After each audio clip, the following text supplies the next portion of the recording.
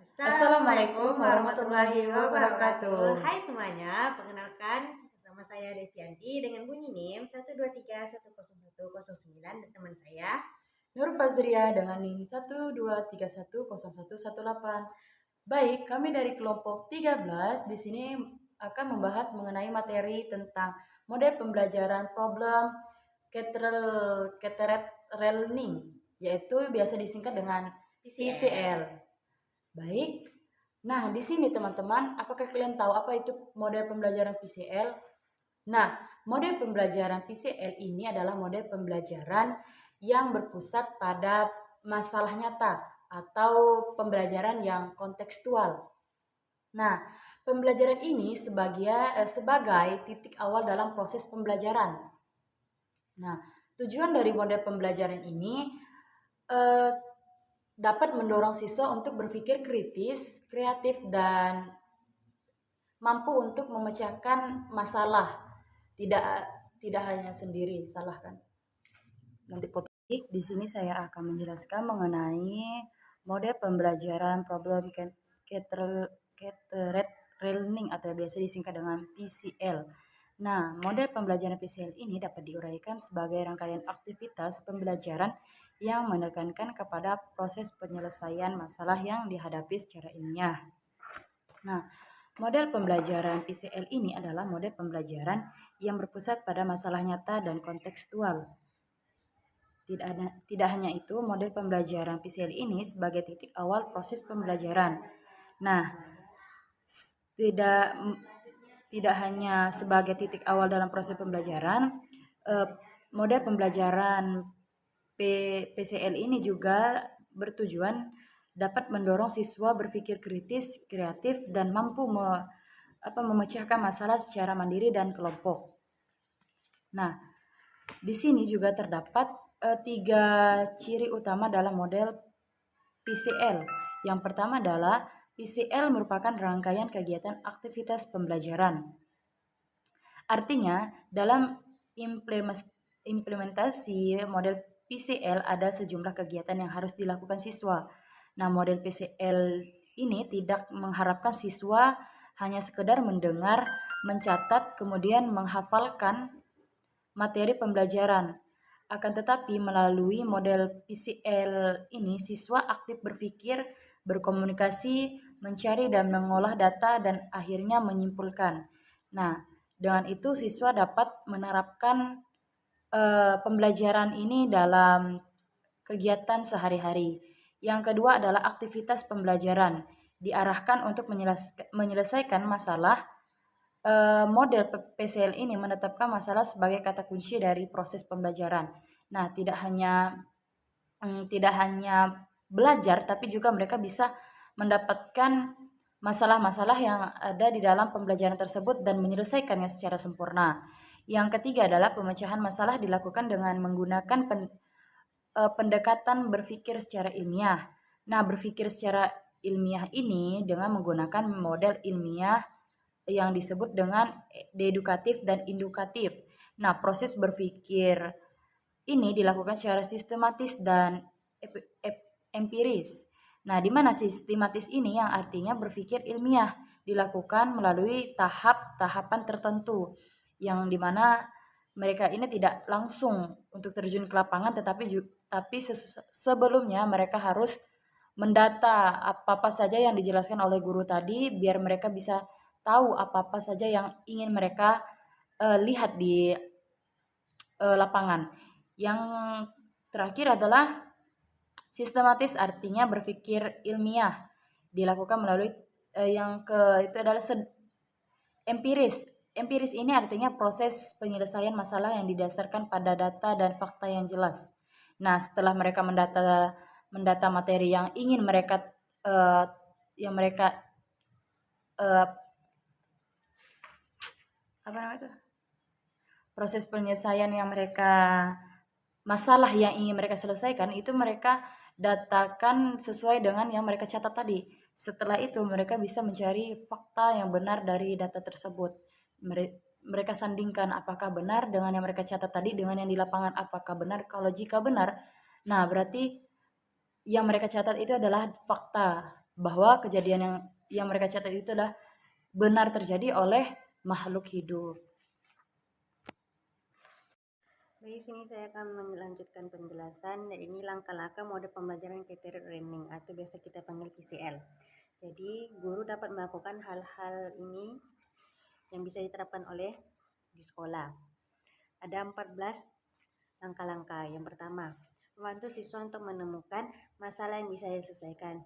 Seperti contoh, guru bercerita tentang lingkungan yang kotor. Lalu setelah bercerita, guru bertanya kepada anak-anaknya, apa masalah yang ada di cerita tersebut. Lalu yang kedua, membantu siswa menuliskan dan membatasi masalah. Dari cerita tadi, guru meminta siswanya untuk menuliskan masalah utama yang dicerita tadi. Misalnya, sampah berserakan di sekolah. Yang ketiga, membantu siswa untuk mencari informasi.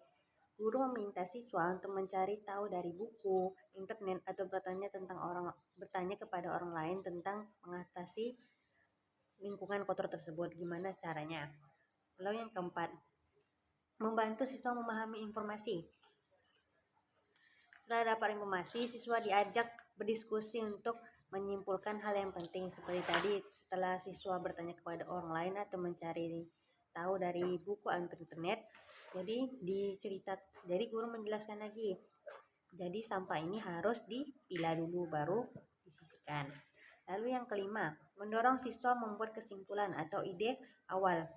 Jadi siswa berkata, kalau semua anak membuang sampah pada tempatnya, sekolah akan menjadi bersih.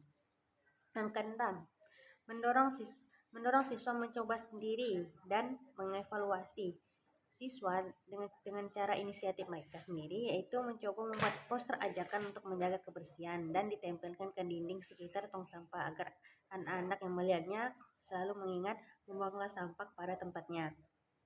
Yang ketujuh, mendorong siswa menggunakan alat bantu atau media dalam belajar seperti yang tadi, membuat poster ataupun siswa membuat video pendek atau gambar komik tentang menjaga lingkungan. Yang kedelapan, menghargai ide-ide ini unik dan pertanyaan yang berbeda. Jadi saat siswa bertanya kepada gurunya, bagaimana kita kalau membuat robot pemungut sampah, apakah itu efektif untuk di lingkungan sekolah? Itu suatu pertanyaan ide kreatif sang anak tadi. Yang kesembilan, menjelaskan sebab akibat dengan cara yang jelas. Guru menjelaskan kalau kita membuang sampah sembarangan, lingkungan akan menjadi kotor. Tapi jika kita membuang sampah pada tempatnya, lingkungan akan menjadi bersih, nyaman, dan indah dipandang. Lalu yang ke-10, tidak terlalu banyak larangan.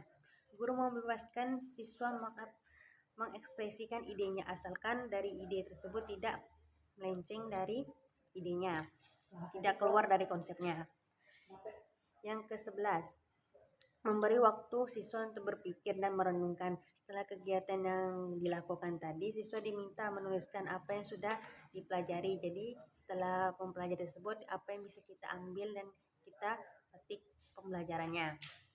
Lalu yang ke-12, menghargai perbedaan setiap anak. Guru memahami kalau ada anak yang suka menggambar dan suka berbicara saat menyampaikan pendapat. Lalu yang ke-13, memberi toleransi kalau suasana agak ribut saat belajar. Jadi itu seperti suasana diskusi, karena suasana diskusi itu secara berkelompok. Jadi guru harap maklum dikarenakan siswanya agak ribut, karena ributnya itu tentang berdiskusi kelompok atau tugas tadi. Lalu yang ke-14, guru harus jadi contoh kreatif juga. Jadi guru ini menunjukkan cara berpikir kreatif seperti bercerita, menyanyi, atau membuat gambar menarik saat mengajar. Baik, selanjutnya di sini saya akan menjelaskan mengenai kelebihan mode pembelajaran PCL. Nah, yang pertama adalah PCL merupakan teknik yang cukup bagus untuk lebih memahami isi pelajaran. Yang kedua adalah PCL dapat menantang kemampuan siswa serta memberikan kepuasan untuk menemukan pengetahuan baru bagi siswa. Yang ketiga, PCL dapat meningkatkan aktivitas pembelajaran siswa. Yang keempat, PCL dapat membantu siswa bagaimana mentransfer pengetahuan mereka untuk memahami masalah dalam kehidupan nyata. Yang kelima, PCL dapat membantu siswa untuk mengembangkan pengetahuan barunya dan bertanggung jawab dalam pembelajaran yang mereka lakukan. Nah, di samping itu, pemecahan masalah itu juga dapat mendorong untuk melakukan evaluasi sendiri, baik terhadap hasil maupun proses belajarnya. Yang keenam adalah meningkatkan kemampuan mereka untuk menyelesaikan dengan pengetahuan baru mereka melalui PCL. Bisa memperlihatkan kepada siswa bahwa mata pelajaran PKN pada dasarnya merupakan cara berpikir dan sesuatu yang harus dimengerti oleh siswa. Bukan hanya sekedar belajar dari guru atau dari buku saja, tetapi mereka dapat menemukan secara mandiri. Nah, yang ketujuh adalah PCL dianggap lebih menyenangkan dan disukai oleh siswa. Yang ke-8 adalah PCL dapat mengembangkan kemampuan siswa untuk berpikir kritis dan mengembangkan kemampuan mereka untuk menyelesaikan dengan pengetahuan baru. Nah, yang ke-9, PCL dapat memberikan kesempatan pada siswa untuk mengaplikasikan pengetahuan yang mereka miliki di dunia nyata. Nah, yang terakhir adalah PCL dapat mengembangkan minat siswa untuk secara terus-menerus belajar sekalipun belajar pada pendidikan formal telah berakhir. Nah, mungkin kelebihan mode pembelajaran PCL ini dapat kita terapkan. Mungkin penjelasan yang selanjutnya akan dijelaskan oleh teman saya. Terima kasih. Lalu di sini ada kekurangan mode pembelajaran problem iterate learning.